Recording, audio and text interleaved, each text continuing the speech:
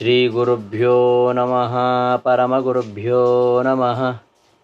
ಶ್ರೀಮದಾನಂದತೀರ್ಥಭಗವತ್ಪಾದಾಚಾರ್ಯಗುರುಭ್ಯೋ ನಮಃ.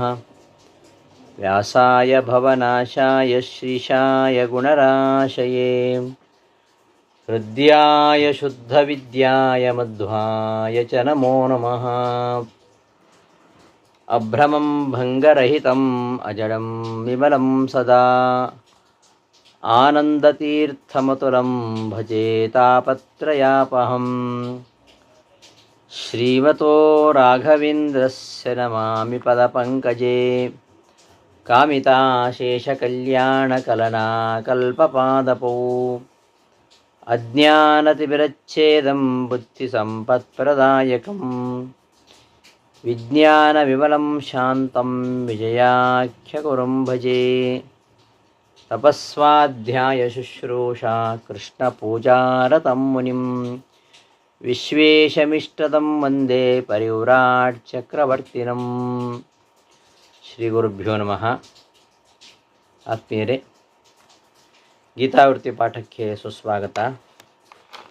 ನಾನು ಡಾಕ್ಟರ್ ರಾಮಚಂದ್ರ ಪುರೋಹಿತ್. ಈ ದಿನದ ಭಗವದ್ಗೀತಾ ವಿವೃತ್ತಿಯ ಪಾಠದಲ್ಲಿ ಭಗವದ್ಗೀತೆ 18ನೆಯ ಅಧ್ಯಾಯದ ಉಳಿದ ಶ್ಲೋಕಗಳನ್ನು ನೋಡೋಣ. 57ನೇ ಶ್ಲೋಕ. ಚೇತಸಾ ಸರ್ವಕರ್ಮಾಣಿ ಮಯಿ ಸನ್ಯಸ್ಯ ಮತ್ಪರಃ ಬುದ್ಧಿಯೋಗಂ ಉಪಾಶ್ರಿತ್ಯ ಮಚ್ಚಿತ್ತಃ ಸತತಂ ಭವ. ಮಚ್ಚಿತ್ತಃ ಸತತಂ ಭವ. ನನ್ನಲ್ಲಿ ಯಾವಾಗಲೂ ಮನಸ್ಸನ್ನಿಟ್ಟವನಾಗು. ಹೇ ಅರ್ಜುನ, ಸರ್ವಕರ್ಮಾಣಿ ಎಲ್ಲ ಕರ್ಮಗಳನ್ನು ಚೇತಸ ಮನಸ್ಸಿನಿಂದ ಮೈ ನನ್ನಲ್ಲಿ ಸನ್ಯಸ್ಯ ಸಮರ್ಪಿಸಿ ಮತ್ಪರಃ ನಾನೇ ಪರ, ನಾನೇ ಸರ್ವೋತ್ತಮ ಎಂಬ ಭಾವವುಳ್ಳವನಾಗಿ ಬುದ್ಧಿಯೋಗಂ ಜ್ಞಾನಯೋಗವನ್ನು ಉಪಾಶ್ರಿತ್ಯ ಆಶ್ರಯಿಸಿ ಸತತಂ ಯಾವಾಗಲೂ ಮಚ್ಚಿತ್ತಃ ಭವ ನನ್ನಲ್ಲೇ ಮನಸ್ಸಿಟ್ಟವನಾಗು ಅಂತ ಪದಗಳ ಅರ್ಥ. ವಿವೃತಿಯಲ್ಲಿ ಈ ಶ್ಲೋಕವನ್ನು ವಿವರಿಸ್ತಾರೆ. ಯದಿ ಭಗವದಾಶ್ರಯೇಣ ವಿಹಿತಕರ್ಮ ಕುರ್ವತಃ ಮುಕ್ತಿರಿಹಿ ತ್ರೈವಿಧ್ಯಸ್ಯಾಪಿ ಸಾ ಸ್ಯಾತ್ ತಸ್ಯಾಪಿ ವಿಹಿತಕರ್ಮಕರಣ ಭಗವದರ್ಪಣೆಯೋ ಸತ್ವೇನ ಭಗವದಾಶ್ರಯತ್ವಾತ್ ಇತ್ಯತಃ ಆಹ ಚೇತಸಾ ಇತಿ. ಭಗವಂತನನ್ನು ಆಶ್ರಯಿಸಿ ವಿಹಿತ ಕರ್ಮವನ್ನು ಮಾಡಿದರೆ ಮೋಕ್ಷ ಪ್ರಾಪ್ತವಾಗತ್ತೆ ಅಂತ ಈ ಹಿಂದಿನ ಶ್ಲೋಕಗಳಲ್ಲಿ ಕೃಷ್ಣ ಹೇಳಿದ. ಅದರ ಮೇಲೆ ಒಂದು ಪ್ರಶ್ನೆ ಬರುತ್ತೆ. ಭಗವಂತನನ್ನು ಆಶ್ರಯಿಸಿ ವಿಹಿತ ಕರ್ಮಗಳನ್ನು ಆಚರಣೆ ಮಾಡುವುದಾದರೆ ತ್ರೈವಿದ್ಯರಿಗೂ ಕೂಡ ಅದು ಇರಬೇಕಾದೀತು. ಯಾಕೆಂದರೆ ಅವರು ಕೂಡ ವಿಹಿತ ಕರ್ಮಗಳನ್ನು ಆಚರಣೆ ಮಾಡ್ತಾರೆ. ಭಗವದರ್ಪಣ ಬುದ್ಧಿ ಅವ್ರಿಗೂ ಇರೋದ್ರಿಂದ ಅವರೂ ಭಗವದ್ ಆಶ್ರಯರಾಗಿದ್ದಾರೆ ಅಲ್ವೇ. ಆದ್ದರಿಂದ ಅವರಿಗೂ ಮುಕ್ತಿ ಆಗಬೇಕಾದೀತು ಅಂತಂದರೆ ಅದಕ್ಕೆ ಉತ್ತರವಾಗಿ ಈ ಶ್ಲೋಕ ಹೊರಟಿದೆ ಅಂತ ಇದಕ್ಕೆ ಅವತರಣಿಕೆಯನ್ನು ಕೊಡ್ತಾರೆ. ಭಗವಂತನನ್ನು ಆಶ್ರಯಿಸಿ ಅವರು ವಿಹಿತ ಕರ್ಮಗಳನ್ನು ಆಚರಿಸ್ತಾ ಇದ್ದಾರೆ, ಭಗವದ್ ಅರ್ಪಣ ಬುದ್ಧಿಯಿಂದ ಆಚರಿಸ್ತಾರೆ. ಆದರೆ ಅವರಿಗೆ ಮುಕ್ತಿ ಆಗುವುದಿಲ್ಲ. ಏಕೆಂದರೆ ಮಚ್ಚಿತ್ತಃ, ಈ ಶ್ಲೋಕದಲ್ಲಿ ಹೇಳಿದ್ದು ಮಚ್ಚಿತ್ತಃ ನನ್ನಲ್ಲೇ ನೆಲೆಸಿದ ಮನಸ್ಸುಳ್ಳವನಾಗು ಅಂತ ಹೇಳಿದ್ರಿಂದ ತ್ರೈವಿದ್ಯರು ಹಾಗಲ್ಲ, ಅವರು ಪರಮಾತ್ಮನಲ್ಲೇ ಮನಸ್ಸನ್ನು ಇರಿಸಿದವರಲ್ಲ. ಆದ್ದರಿಂದ ಅವರಿಗೆ ಮುಕ್ತಿ ಸಿಗುವುದೇ ಅಂತ ಶಂಕೆ ಬರುವುದಿಲ್ಲ ಅಂತ ಅದಕ್ಕೆ ಉತ್ತರ. ಯದಿ ಒಂದು ವೇಳೆ ಭಗವದಾಶ್ರಯೇಣ ಭಗವಂತನನ್ನು ಆಶ್ರಯಿಸುವುದರಿಂದ ವಿಹಿತ ಕರ್ಮ ಕುರ್ವತಃ ವಿಹಿತ ಕರ್ಮಗಳನ್ನು ಮಾಡತಕ್ಕಂತಹ ಆಚರಿಸ್ತಕ್ಕಂತಹ ವ್ಯಕ್ತಿಗೆ ಮುಕ್ತಿ ದೊರೆಯುತ್ತೆ ಅಂತಾದರೆ ಮುಕ್ತಿರಿಹಿ ತ್ರೈವಿಧ್ಯಸ್ಯಾಪಿ ಸಾ ಸ್ಯಾತ್, ತ್ರೈವಿದ್ಯರಿಗೂ ಕೂಡ ಅದು ಬರಬೇಕಾದೀತು. ತಸ್ಯಾಪಿ, ಆ ತ್ರೈವಿದ್ಯರು ಕೂಡ ವಿಹಿತ ಕರ್ಮ ಕರಣ ಭಗವದರ್ಪಣೆಯೋ ಸತ್ವೇನ, ಅವರು ವಿಹಿತ ಕರ್ಮಗಳನ್ನು ಆಚರಿಸ್ತಾರೆ, ಭಗವಂತನಿಗೆ ಸಮರ್ಪಣೆ ಮಾಡ್ತಾರೆ. ಆದ್ದರಿಂದ ಅಷ್ಟು ಮಾತ್ರ ಅಲ್ಲ, ಭಗವದಾಶ್ರಯರಾಗಿದ್ದಾರೆ. ಆದ್ದರಿಂದ ಅವರಿಗೂ ಕೂಡ ಮುಕ್ತಿ ಆಗಬೇಕಾದೀತು ಅಂತಂದರೆ ಅದಕ್ಕೆ ಚೇತಸಾ ಸರ್ವಾಣಿ ಕರ್ಮಾಣಿ ಮಯಿ ಸನ್ಯಸ್ಯ ಅಂತ ಈ ಶ್ಲೋಕದಲ್ಲಿ ಹೇಳ್ತಾ ಇರೋದು. ಚೇತಸ ಅಂದರೆ ಮನಸ್ಸಿನಿಂದ ಎಲ್ಲ ಕರ್ಮಗಳನ್ನು ನನ್ನಲ್ಲಿ ಸಮರ್ಪಿಸಿ, ಮತ್ಪರಃ ಅಹಮೇವ ಪರಃ ಯಸ್ಯ ಸಹ ಮತ್ಪರಃ, ಅಂತಹ ಮತ್ಪರನಾಗಿ ನಾನೇ ಸರ್ವೋತ್ತಮ ಅಂತ ಭಾವ ತಳೆದವನಾಗಿ ಈ ಬುದ್ಧಿಯೋಗಂ ಜ್ಞಾನದ ಯೋಗವನ್ನು ಆಶ್ರಯಿಸಿ ಮಚ್ಚಿತ್ತಃ ನನ್ನಲ್ಲೇ ನೆಲೆಸಿದ ಮನಸ್ಸುಳ್ಳವನಾಗಿ ಆಗು ಅಂತ ಹೇಳಿದ್ದರಿಂದಾಗಿ ತ್ರೈವಿದ್ಯರು ಅವರು ವಿಹಿತ ಕರ್ಮಕರಣ ಭಗವದರ್ಪಣ ಅವರಲ್ಲಿದ್ದರೂ ಕೂಡ ಅವರು ಈ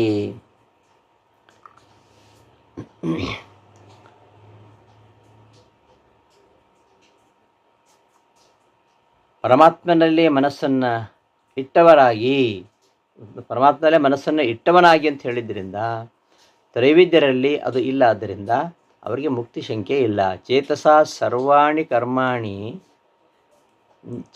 ಮನಸ್ಸಿನಿಂದ ಸರ್ವಾಣಿ ಕರ್ಮಾಣಿ ಎಲ್ಲ ಕರ್ಮಗಳನ್ನು ಮಯಿ ಸನ್ಯಸ್ಯ ನನ್ನಲ್ಲಿ ಸಮರ್ಪಿಸಿ, ಮತ್ಪರಃ ಅಹಮೇವ ಪರಃ ಸರ್ವೋತ್ತಮ ಇತಿ ಭಾವ ಯಸ್ಯ ಸಹ ಮತ್ಪರಃ ಭವ, ನಾನೇ ಸರ್ವೋತ್ತಮ ಎಂಬ ಭಾವವುಳ್ಳವನಾಗು.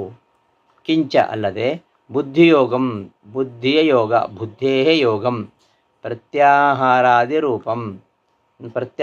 ರೂಪವಾಗಿರತಕ್ಕಂತಹ ಉಪಾಯವನ್ನು ಆಶ್ರಯಿಸಿ ಮಚ್ಚಿತ್ತಃ ನನ್ನಲ್ಲೇ ನಿಲ್ಲಿಸಿದ ಮನಸ್ಸುಳ್ಳವನಾಗಿ ಯಾವಾಗಲೂ ಆಗು. ಸತತಂ ಮಯ್ಯೇವ ನಿರುದ್ಧ ಚಿತ್ತಃ ಸತತಂ ಭವ, ಯಾವಾಗಲೂ ನನ್ನಲ್ಲೇ ಮನಸ್ಸನ್ನಿಟ್ಟವನಾಗು ಇತಿ ಉಕ್ತಿಯ, ಹೀಗೆ ಹೇಳಿದ್ದರಿಂದ ತ್ರೈವಿದ್ಯಸ್ಯ ಏವಂ ರೂಪತ್ವ ಅಭಾವ, ತ್ರೈವಿದ್ಯರಲ್ಲಿ ಇದು ಇಲ್ಲ. ತ್ರೈವಿದ್ಯರಲ್ಲಿ ಹೀಗಿಲ್ಲದೆ ಇರೋದರಿಂದ ಅವರಿಗೆ ಮುಕ್ತಿ ನ ತಸ್ಯ ಮುಕ್ತಿ ಶಂಕ, ಅವರಿಗೆ ಮುಕ್ತಿ ಸಿಗುತ್ತಾ ಅಂತ ಶಂಕೆ ಇಲ್ಲ ಅಂತ ಈ ಶ್ಲೋಕದ ಅಭಿಪ್ರಾಯ. ಮಚ್ಚಿತ್ತಃ ಸರ್ವದುರ್ಗಾಣಿ ಮತ್ಪ್ರಸಾದಾತ್ ತರಿಷ್ಯಸಿ ಅತಚೇತ್ವಂ ಅಹಂಕಾರ ನ ಶ್ರೋಷ್ಯಸಿ ವಿನಂಕ್ಷಸಿ, ನನ್ನಲ್ಲೇ ಮನಸ್ಸು ಇಟ್ಟವನಾಗಿ ನೀನು ಎಲ್ಲ ಕಷ್ಟಗಳನ್ನು ನನ್ನ ಅನುಗ್ರಹದಿಂದ ದಾಟ್ತೀಯ. ಒಂದು ವೇಳೆ ನೀನು ಅಹಂಕಾರದಿಂದ ನನ್ನ ಮಾತು ಕೇಳದೆ ಹೋದರೆ ನೀನು ನಾಶವನ್ನು ಹೊಂತೀಯ ಅಂತ ಈ ಶ್ಲೋಕದಲ್ಲಿ ಹೇಳಿಕೊಟ್ಟಿದ್ದಾನೆ.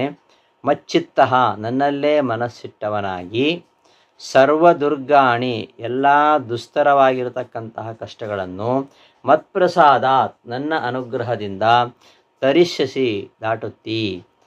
ಅಥಚೇತ್ ಒಂದು ವೇಳೆ, ತ್ವಂ ನೀನು ಅಹಂಕಾರದಿಂದ ಯುದ್ಧ ಮಾಡುವಂಥ ನನ್ನ ಮಾತನ್ನು ಕೇಳದೆ ಅಹಂಕಾರದಿಂದ, ನ ಶ್ರೋಷ್ಯಸಿ ನೀನು ಕೇಳೋದಿಲ್ಲ ಅಂತಾದರೆ, ವಿನಂಕ್ಷಸಿ ನಾಶವನ್ನು ಹೊಂದುತ್ತೀಯ ಅಂತ ಈ ಶ್ಲೋಕದ ಪದಗಳ ಅರ್ಥ.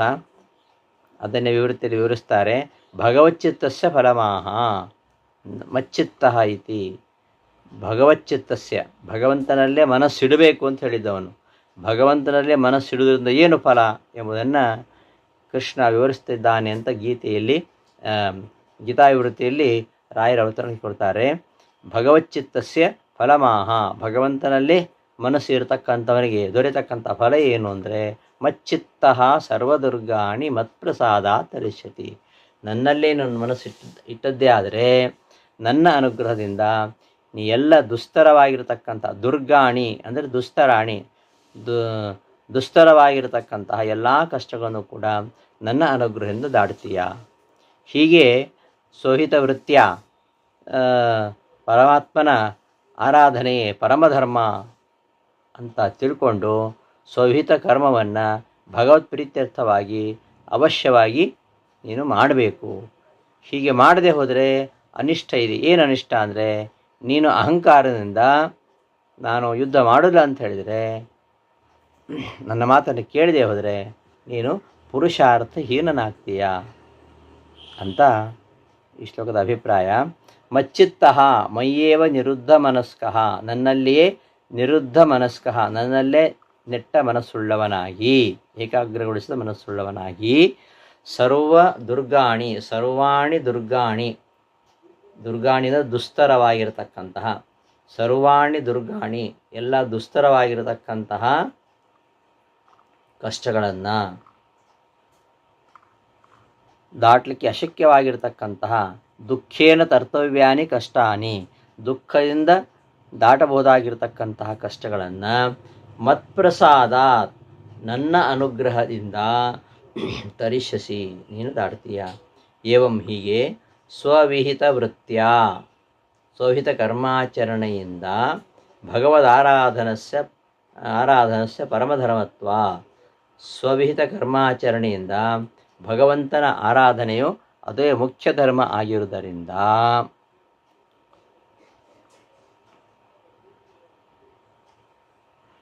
ಸ್ವವಿಹಿತ ಕರ್ಮ ಆ ಪರಮಧರ್ಮ ಯುದ್ಧಾಖ್ಯಂ, ಯುದ್ಧವೆಂಬ ಸ್ವವಿಹಿತ ಕರ್ಮ, ನಿನಗೆ ವಿಹಿತವಾಗಿರ್ತಕ್ಕಂತಹ, ಕ್ಷತ್ರಿಯನಾದ ನಿನಗೆ ವಿಹಿತವಾಗಿರತಕ್ಕಂತಹ ಈ ಕರ್ಮವನ್ನು ಭಗವತ್ ಪ್ರೀತ್ಯರ್ಥಮೇವ, ಭಗವಂತ ಪ್ರೀತ್ಯರ್ಥವಾಗಿಯೇ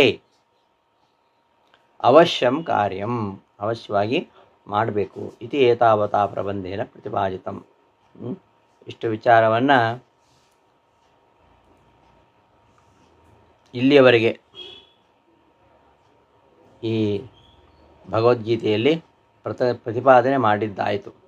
ಅದನ್ನು ನೀನು ಮಾಡದೆ ಹೋದರೆ ತದ ಆಕರಣೆ ಅನಿಷ್ಟಮಾಹ, ಅದನ್ನು ಮಾಡದೆ ಹೋದರೆ ಅನಿಷ್ಟ ಏನು ಅಂದರೆ ಅಥ ಚೇತ್ ಅರ್ಥಾಂತರೆ, ಅಥ ಶಬ್ದ ಅರ್ಥಾಂತರೆ ಅಂದರೆ ಹೀಗೆ ಮಾಡದೆ ಹೋದರೆ ಅಹಂ ನ ಯೋತ್ಸ್ಯಾಮಿತಿ ಅಹಂಕಾರಾತ್, ನಾನು ಯುದ್ಧ ಮಾಡುವುದಿಲ್ಲ ಎಂಬ ಅಹಂಕಾರದಿಂದ ಯುದ್ಧಸ್ವ ಇತಿ ಮದೀಯ ವಚನಂ, ಯುದ್ಧ ಮಾಡುವಂಥ ನನ್ನ ಮಾತನ್ನು ತ್ವಂ ನೀನು ನ ಶ್ರೋಷ್ಯಸಿ ಚೇತ್, ಕೇಳೋದಿಲ್ಲ ಅಂತಾದರೆ, ಶ್ರುತ್ವ ನ ಕರೋಷಿ ಚೇತ್, ನನ್ನ ಮಾತನ್ನು ಕೇಳಿ ನೀನು ಹಾಗೆ ಮಾಡೋದಿಲ್ಲ ಅಂತಾದರೆ ವಿನಂಕ್ಷಸಿ, ನಾಶ ಹೊಂದುತ್ತಿ, ಅಂದರೆ ಪುರುಷಾರ್ಥಹೀನ ಭವಿಷ್ಯಸಿ, ಪುರುಷಾರ್ಥ ಹೀನನಾಗ್ತೀಯ.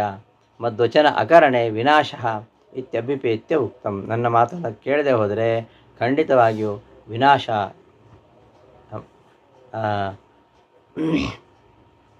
ಅಂತ, ನನ್ನ ಮಾತನ್ನು ಪಾಲಿಸದೆ ಹೋದರೆ ನಿನಗೆ ಖಂಡಿತವಾಗಿ ವಿನಾಶ ಇದೆ. ಆದರೆ ನೀನು ಖಂಡಿತವಾಗಿ ನನ್ನ ಮಾತನ್ನು ಮೀರುವುದಿಲ್ಲ, ಮೀರುತ್ತಿ ಅಂತಾದರೆ ಹಾಗಾಗತ್ತೆ ಅಂತ ಒಪ್ಪಿಕೊಂಡು ಹೇಳಿತು. ಕೃಷ್ಣನ ಮಾತನ್ನು ಮೀರುವುದಿಲ್ಲ ಅವನು. ಮದ್ವಚನ ಅಕರಣೆ, ನನ್ನ ಮಾತನ್ನು ಕೇಳದೆ ಹೋದರೆ ವಿನಾಶ, ನೀನು ನಾಶ ಹೊಂತೀಯ ಎಂಬುದನ್ನು ಅಭಿವೇತ್ಯ ಉಕ್ತಂ, ನಿಜವಾಗಿಯೂ ಅವನು ಮೀರುವುದಿಲ್ಲ, ನನ್ನ ಮಾತನ್ನು ಪಾಲಿಸದೇ ಇರಬಹುದು ಅನ್ನೋದನ್ನು ಒಪ್ಪಿಕೊಂಡು ಹೇಳಿದ್ದಷ್ಟೇ. ಆದರೆ ಅರ್ಜುನ ಏನು ಅವನ ಮಾತನ್ನು ಮೀರುವುದಿಲ್ಲ, ನನ್ನ ಮಾತನ್ನು ನೀನು ಮೀರುವುದಿಲ್ಲ ಅಂತ ಮುಂದೆ ಹೇಳ್ತಾನೆ. ಮುಂದೆ ಅದೇ ಮಾತು ಬರುತ್ತೆ. ಯದ್ ಅಹಂಕಾರಮಾಶ್ರಿತ್ಯ ನಯೋಚ್ಛೈತಿ ಮನ್ಯಸೆ ಮಿಥ್ಯೈವ ವ್ಯವಸಾಯಸ್ಥೆ ಪ್ರಕೃತಿಸ್ತ್ವಾಂ ನಿಯೋಕ್ಷತಿ. ನೀನು ಒಂದು ವೇಳೆ ಯುದ್ಧ ಮಾಡಲು ಬಿಡಲು ನಾನು ಸ್ವತಂತ್ರ ಎಂಬ ಅಹಂಕಾರದಿಂದ ಯುದ್ಧ ಮಾಡುವುದಿಲ್ಲ ಅಂತ ಯೋಚನೆ ಮಾಡಿದರೆ ಆ ನಿನ್ನ ಆಲೋಚನೆ ವ್ಯರ್ಥ. ಯಾಕೆಂದರೆ ನೀನು ಯುದ್ಧದಲ್ಲಿ ಪ್ರೇರಿಸುವಂತೆ ಭಗವಂತನ ಇಚ್ಛೆ ನಿನ್ನನ್ನು ಪ್ರೇರಿಸುತ್ತೆ ಅಂತ ಈ ಶ್ಲೋಕದ ಅಭಿಪ್ರಾಯ.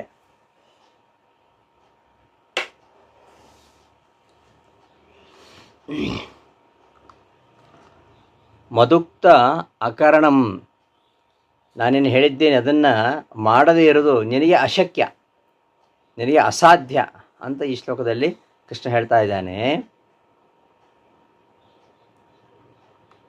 ಮಿಥ್ಯೈವ ವೃಥೈವ ತೇ ವ್ಯವಸಾಯ ನಿಶ್ಚಯ ಕುತಃ ಪ್ರಕೃತಿ ಇತಿ ಈಶ್ವರೇಚ್ಛಾ ತ್ವಾಂ ನಿಯೋಕ್ಷತಿ ಪ್ರೇರಯತಿ.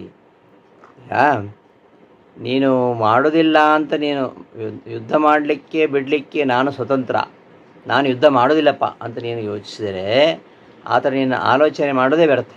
ಯಾಕೆಂದರೆ ಈಶ್ವರನ ಇಚ್ಛೆ ನಿನ್ನನ್ನು ಯುದ್ಧದಲ್ಲಿ ಪ್ರೇರಿಸುತ್ತೆ ಅಂತೇಳಿ ಹೇಳ್ತಾ ಇರ್ತೀವಿ. ಯಥ ಅಹಂಕಾರಮಾಶ್ರಿತ್ಯ, ನಾನು ಯುದ್ಧ ಮಾಡುವುದಿಲ್ಲ ಎಂಬ ಅಹಂಕಾರವನ್ನು, ಯುದ್ಧ ಮಾಡಲು ನಾನು ಸ್ವತಂತ್ರ ಎಂಬ ಅಭಿಪ್ರಾಯದಿಂದ, ಆ ಒಂದು ಅಹಂಕಾರದಿಂದ ನೀನು ನಯೋತ್ಸೆ ಇತಿ ಮನ್ಯಸೆ, ನಾನು ಯುದ್ಧ ಮಾಡೋದಿಲ್ಲ ಅಂತ ನೀನು ಭಾವಿಸಿದ್ದೆ ಆದರೆ, ಯೋಚಿಸಿದ್ದೆ ಆದರೆ, ನಿನ್ನ ತೇ ವ್ಯವಸಾಯ, ನಿನ್ನ ಆ ವ್ಯವಸಾಯ, ನಿನ್ನ ಆ ಪ್ರಯತ್ನ ಅಥವಾ ನಿನ್ನ ಆ ಆಲೋಚನೆ ಅದು ಮಿಥ್ಯೈವ, ವ್ಯರ್ಥವೇ ಸರಿ. ಯಾಕೆ ಅಂದರೆ ಪ್ರಕೃತಿ ತ್ವಾಂ ನಿಯೋಕ್ಷತಿ, ಪ್ರಕೃತಿ ಅಂದರೆ ಈಶ್ವರ ಇಚ್ಛೆ, ಈಶ್ವರ ಇಚ್ಛೆ ನಿನ್ನನ್ನು ಆ ಯುದ್ಧ ಮಾಡುವಂತೆ ಪ್ರೇರಿಸುತ್ತೆ. ಮದುಕ್ತ ಅಕರಣಂ ಅಶಕ್ಯಂಚ ತವ ಇತ್ಯಾಹ, ನಾನು ಹೇಳಿದ್ದನ್ನು ಮಾಡದೇ ಇರುವುದು ನಿನಗೆ ಅಶಕ್ಯ ಎಂಬುದನ್ನು ಹೇಳ್ತಾ ಇದ್ದಾನೆ ಯದಿತಿ. ಮಿಥ್ಯೈವ, ಮಿಥ್ಯ ಅಂದರೆ ವೃಥ ಅಂತ ಅರ್ಥ. ನಿನ್ನ ನಿಶ್ಚಯ, ಯುದ್ಧ ಮಾಡೋದಿಲ್ಲ ಅಂತ ನೀನು ನಿಶ್ಚಯ ಮಾಡಿದರೆ ಅದು ವ್ಯರ್ಥ. ಯಾಕೆ ಅಂದರೆ ಕುತಃ, ಏಕೆಂದರೆ ಪ್ರಕೃತಿ ಇತಿ ಈಶ್ವರೇಚ್ಛಾ, ಪ್ರಕೃತಿ ಅಂದರೆ ಈಶ್ವರನ ಇಚ್ಛೆ, ಅದು ನಿನ್ನನ್ನು ನಿಯೋಕ್ಷತಿ, ಅದು ನಿನ್ನನ್ನು ಪ್ರೇರಿಸುತ್ತೆ. ಆದ್ದರಿಂದ ನೀನು ಯುದ್ಧ ಮಾಡೇ ಮಾಡ್ತೀಯಾ ಅಂತ ಇದರ ಅಭಿಪ್ರಾಯ. ಸ್ವಭಾವಜೇನ ಕೌಂತೇಯ, ಸ್ವಭಾವಜೇನ ಕೌಂತೇಯ ನಿಬದ್ಧಸ್ವೇನ ಕರ್ಮಣ ಕರ್ತುಂ ನೆಚ್ಛಸಿ ಯನ್ಮೋಹಾತ್ ಕರಿಷ್ಯಸಿ ಅವಶಃ ಅಪಿ ತತ್. ಹೇ ಅರ್ಜುನ, ನೀನು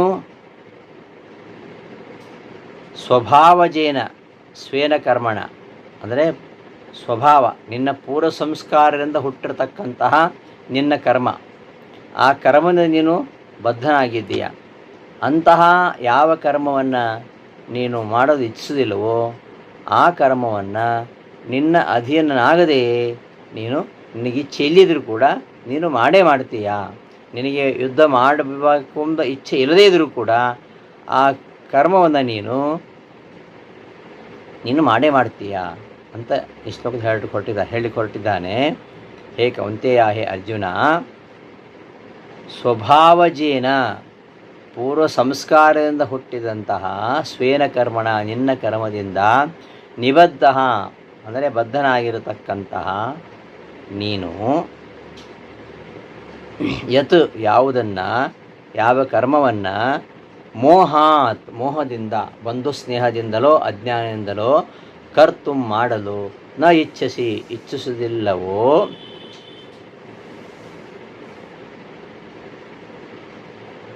ತತ್ ಆ ಕರ್ಮವನ್ನು ನೀನು ಅವಶಃ ನಿನ್ನ ಅಧೀನನಾಗದೆ, ನೀನು ನಿನಗೆ ಇಚ್ಛೆ ಇಲ್ಲ ಮಾಡಬೇಕಂತ ಇಚ್ಛೆ ಇಲ್ಲದಿದ್ದರೂ ಕೂಡ ನೀನು ಕರಿಷ್ಯಸಿ ಮಾಡೇ ಮಾಡ್ತೀಯ ಅಂತ ಈ ಶ್ಲೋಕದ ಅರ್ಥ. ಈಶ್ವರೇಚ್ಛೆಯ, ಶ್ಲೋಕದ ಅರ್ಥ ಸುಲಭವಾಗಿರೋದ್ರಿಂದ ಎಲ್ಲ ಪದಗಳಿಗೆ ಇಲ್ಲಿ ವ್ಯಾಖ್ಯಾನ ಮಾಡ್ತಾ ಇಲ್ಲ ವಿವೃತ್ತಿಯಲ್ಲಿ. ಈಶ್ವರೇಚ್ಛೆಯ ಜೀವನಿಯಮೇ ನಿಮಿತ್ತತ್ವಾದಿಕಂ ದರ್ಶಯನ್ ಉಕ್ತಂ ವಿವೃಣೋತಿ ಸ್ವಭಾವಜೇನ. ಈಶ್ವರನ ಇಚ್ಛೆಯೇ ಜೀವರನ್ನು ನಿಯಮಿಸೋದ್ರಲ್ಲಿ ನಿಮಿತ್ತ ಅಂತ ತೋರಿಸ್ತಾ ಹಿಂದೆ ಹೇಳಿದ್ದನ್ನೇ ಇಲ್ಲಿ ವಿವರಿಸ್ತಾ ಇದ್ದಾನೆ. ಈಶ್ವರೇಚ್ಛೆಯ ಜೀವನೇಮೇ ನಿಮಿತ್ತತ್ವಾದಿಕಂ ದರ್ಶಯನ್ ಉಕ್ತಂ ವಿವೃಣೋತಿ. ಭಗವಂತನ ಇಚ್ಛೆಯೇ ಜೀವನಿಯಮೆ, ಜೀವರನ್ನು ನಿಯಮಿಸುವುದರಲ್ಲಿ ನಿಮಿತ್ತವಾದ್ದರಿಂದ ನೀನು ಖಂಡಿತವಾಗಿಯೂ ನಿನಗೆ ಅವಶನಾಗಿ, ನಿನಗೆ ನೀನು ವಶನಾಗದೆ ನೀ ಕರ್ಮವನ್ನು ಮಾಡೇ ಮಾಡ್ತೀಯ ಇತ್ಯಾದಿಗಳನ್ನು ದರ್ಶಯನ್ ತೋರಿಸುತ್ತಾ ಉಕ್ತಂ ವಿವೃಣೋತಿ ಹಿಂದೆ ಹೇಳಿದ್ದನ್ನೇ ವಿವರಿಸ್ತಾ ಇದ್ದಾನೆ. ಸ್ವಭಾವಜೇನ, ಸ್ವಭಾವ ಅಂದರೆ ಸಂಸ್ಕಾರ, ಸಂಸ್ಕಾರ, ಸ್ವಭಾವಜೇನ ಸ್ವಭಾವದಿಂದ ಹುಟ್ಟಿದ್ದು, ಸಂಸ್ಕಾರದಿಂದ ತಜ್ಜಾತೇನ ಸ್ವಾಭಾವಿಕವಾಗಿಯೇ ನಿನ್ನ ಸಂಸ್ಕಾರದಿಂದ ಹುಟ್ಟಿರತಕ್ಕಂತಹ ಸ್ವೇನ ಕರ್ಮಣ ನೀನು ಮಾಡ್ತಕ್ಕಂತಹ ಕರ್ಮದಿಂದ ನಿಬದ್ಧ,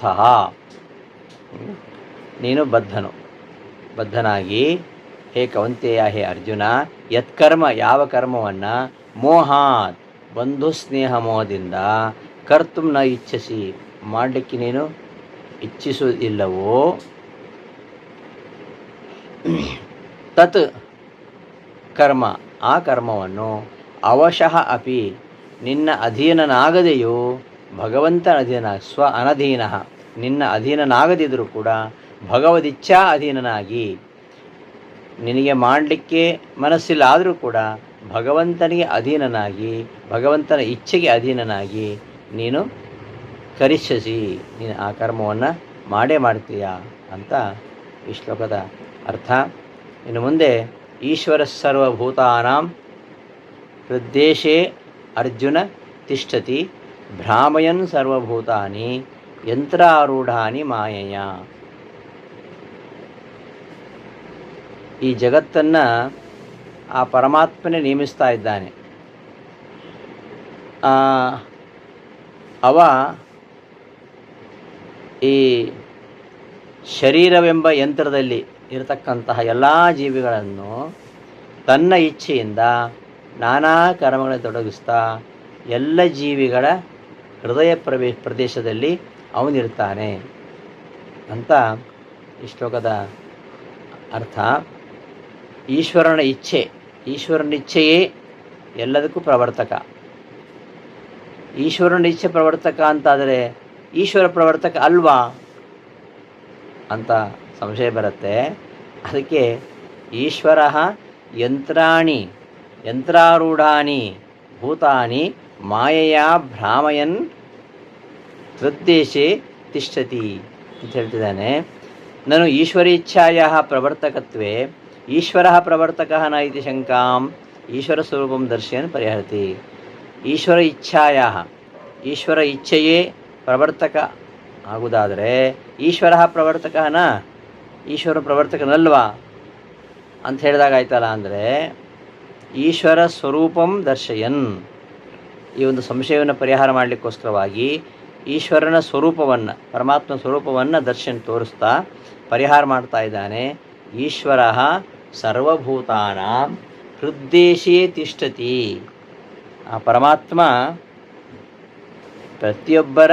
ಪ್ರತಿಯೊಂದು ಪ್ರಾಣಿಯ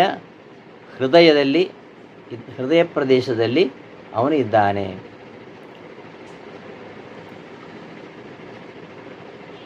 ಈಶ್ವರ ಯಂತ್ರಾರೂಢಾನಿ, ಯಂತ್ರ ಅಂದ್ರೇನು? ಜೀವರ ಶರೀರಗಳನ್ನು ಆರೂಢಾನಿ, ಅರ್ಥಾತ್ ಈ ಶರೀರಗಳನ್ನು ಹೊಂದಿರತಕ್ಕಂತಹ, ಆ ಶರೀರದೊಳಗೆ ಇರತಕ್ಕಂತಹ ಏನು ಪ್ರಾಣಿನಃ ಜೀವರು ಅವರನ್ನು ಮಾಯೆಯ ತನ್ನ ಸ್ವರೂಪಭೂತವಾಗಿರತಕ್ಕಂತಹ ಇಚ್ಛೆಯಿಂದ ಭ್ರಾಮಯನ್ ನಾನಾ ಕರ್ಮಗಳಲ್ಲಿ ಅವ ತೊಡಗಿಸ್ತಾ ಅವನು ಹೃದ್ದೇಶೇ ತಿಷ್ಠತಿ. ಅವ ಎಲ್ಲ ಜೀವರ ಹೃದಯದಲ್ಲಿರ್ತಾನೆ, ಇದ್ದುಕೊಂಡು ತನ್ನ ಸ್ವರೂಪ ಇಚ್ಛೆಯಿಂದ ನಾನಾ ಕರ್ಮಗಳಲ್ಲಿ ತೊಡಗಿಸ್ತಾ ಇರ್ತಾನೆ ಅಂತ ಈ ಶ್ಲೋಕದ ಅರ್ಥ. ಸರ್ವ ಪ್ರಾಣಿಗಳ ಹೃದ್ದೇಶದಲ್ಲಿ ಅರ್ಥಾತ್ ಹೃದಯ ಗುಹೆಯಲ್ಲಿ ನೆಲೆಸಿದಂತಹ ಸರ್ವನಿಯಾಮಕನಾದ ಭಗವಂತ ತನ್ನ ಇಚ್ಛಾನುಸಾರವಾಗಿ ಎಲ್ಲ ಪ್ರಾಣಿಗಳನ್ನು ಅವರವರ ಯೋಗ್ಯತೆಗೆ ಅನುಗುಣವಾಗಿ ಭಿನ್ನ ಭಿನ್ನ ಕರ್ಮಗಳಲ್ಲಿ ಅವರನ್ನು ತೊಡಗಿಸ್ತಾನೆ ಎಂಬುದು ಈ ಶ್ಲೋಕದ ಅರ್ಥ. ಈ ಶ್ಲೋಕದ ಆಳಕ್ಕೆ ಹೋದರೆ ಇನ್ನೊಂದು ಅರ್ಥ ನಮಗೆ ವ್ಯಕ್ತವಾಗುತ್ತೆ. ಇಲ್ಲಿ ಹೃದ್ದೇಶೇ ಅಂತ ಹೇಳಿದ್ದಾನೆ ಕೃಷ್ಣ, ಹೃದಯ ಅಂತ ಹೇಳಲಿಲ್ಲ. ಈಶ್ವರ ಸರ್ವಭೂತಾನಾಂ ಹೃದಯರ್ಜುನ ತಿಷ್ಠತಿ ಭ್ರಾಮಯನ್ ಸರ್ವಭೂತಾನಿ ಯಂತ್ರಾರೂಢಾನಿ ಮಾಯೆಯ ಅಂತ ಹೇಳ್ಬೋಯಿತ್ತು. ಶ್ಲೋಕವನ್ನು ಸ್ವಲ್ಪ ಬದಲಾಯಿಸಿ ಈಶ್ವರ ಸರ್ವಭೂತಾನಾಂ ಹೃದ್ದೇಶಿಯ ಬದಲಿಗೆ ಹೃದಯೇ ಅರ್ಜುನ ತಿಷ್ಠತಿ ಸರ್ವಭೂತಾನಿ ಭ್ರಾಮಯನ್ ಸರ್ವಭೂತಾನಿ ಯಂತ್ರಾರೂಢಾನಿ ಮಾಯೆಯ. ಪರಮಾತ್ಮ ಎಲ್ಲ ಪ್ರಾಣಿಗಳ ಹೃದಯ ಗುಹೆಯಲ್ಲಿ ನೆಲೆಸಿದ್ದು ಸರ್ವನಿಯಾಮಕನಾಗಿ ತನ್ನ ಇಚ್ಛಾನುಸಾರವಾಗಿ ಎಲ್ಲ ಪ್ರಾಣಿಗಳನ್ನು ಅವರವರ ಯೋಗ್ಯತಾನುಸಾರವಾಗಿ ಭಿನ್ನ ಭಿನ್ನ ಕರ್ಮ ತೊಡಗಿಸ್ತಾನೆ ಅಂತ ಇಷ್ಟೇ ಅರ್ಥ ಹೇಳೋದಾದರೆ ಇಲ್ಲಿ ಹೃದಯ ಅಂತ ಹೇಳ್ಬೋಯಿತ್ತು. ಆದರೆ ಸ್ವಲ್ಪ ಈ ಶ್ಲೋಕದ ಆಳಕ್ಕೆ ಕೇಳಿದರೆ ಇನ್ನೊಂದು ಮುಖದ ಅರ್ಥವನ್ನು ಕೂಡ ನಾವು ನೋಡ್ಬೋದು. ಇಲ್ಲಿ ಹೃದಯ ಅಂತ ಹೇಳದೆ ಹೃದ್ದೇಶೇ ಅಂತ ಹೇಳಿದ್ದಾನೆ. ಹೃದ್ದೇಶ ಅನ್ನೋದು ಕೇವಲ ಪರಮಾತ್ಮನನ್ನು ಮಾತ್ರ ಅಲ್ಲ, ಮುಖ್ಯ ಪ್ರಾಣನನ್ನು ಕೂಡ ಹೇಳ್ತಾ ಇದೆ. ಮುಖ್ಯ ಪ್ರಾಣ ವಾಚಕ ಕೂಡ ಆಗಿದೆ. ಕ್ರಿಯತೆ ತ್ವಯಾ ಜಗದ್ ಯಸ್ಮಾತ್ ಹೃದಿತ್ಯೇವ ಪ್ರಭಾಷ್ಯಸೆ ಅಂತ ಪದ್ಮಪುರಾಣದಲ್ಲಿ ಒಂದು ಮಾತು ಬರುತ್ತೆ. ಕ್ರಿಯತೆ ತ್ವಯಾ ಜಗತ್ ಯಸ್ಮಾತ್ ಹೃದಿತ್ಯೇವ ಪ್ರಭಾಷ್ಯಸೆ. ಹೃತ್ ಅಂದರೆ ಪರಮಾತ್ಮ, ಇಲ್ಲಿ ಹೃತ್. ಈ ಒಂದು ಪದ್ಮಪುರಾಣದ ಮಾತಿನಂತೆ ಹೃತ್ ಅಂದರೆ ಪರಮಾತ್ಮ. ಯಾಕೆ ಅಂದರೆ ಕ್ರಿಯತೆ ತ್ವಯಾ ಜಗತ್, ಜಗತ್ತನ್ನು ಸಂಹಾರ ಮಾಡ್ತಾನೆ ಎಂಬ ಕಾರಣಕ್ಕೆ ಅವನಿಗೆ ಹೃತ್ ಅಂತ ಹೆಸರು. ಅಂತಹ ಹೃತ್ ಹೃದಂ ದದಾತೀತಿ ಹೃದ್ದಃ, ಅಂತಹ ಪರಮಾತ್ಮನನ್ನು ಕೊಡ್ತಕ್ಕಂಥವನು. ಅಂದರೆ ಪರಮಾತ್ಮನ ಜ್ಞಾನ ದೃಷ್ಟಿಯನ್ನು ನೀಡಿ ಅವನನ್ನು ಸಜ್ಜೀವನಿಗೆ ತೋರಿಸುವ ಮೂಲಕವಾಗಿ